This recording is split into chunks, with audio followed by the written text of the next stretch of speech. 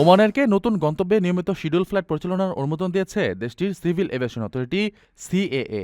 এই অনুমোদনের ফলে বিমান সংস্থাটি এখন মধ্যপ্রাচ্য ইউরোপে নতুন কয়েকটি রুটে তাদের কার্যক্রম সম্প্রসারিত করতে পারবে। যাত্রীদের সুবিধার্থে ওমানের বিমান চলাচল কর্তৃপক্ষ এই সিদ্ধান্ত গ্রহণ করেছে। সিএএর তথ্য অনুযায়ী অনুমোদিত নতুন শিডিউল অনুযায়ী ওমান এয়ার মাস্কাট থেকে সরাসরি ইরাকের বাগদাদে ফ্লাইট পরিচালনা শুরু করেছে 2025 সালের 16 ডিসেম্বর থেকে। 1 তারিখ থেকে বাগদাদ হয়ে ডেনমার্কের কোপেনহেগেনেও ফ্লাইট চালু করা হয়েছে।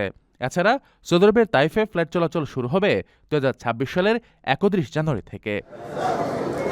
পরবর্তীতে 2026 সালের 25 ডিসেম্বর থেকে সালালা এবং রাশিয়ার সেরেমেতিয়েভো আন্তর্জাতিক বিমানবন্দরের মধ্যে ফ্লাইট চালু করার পরিকল্পনা রয়েছে।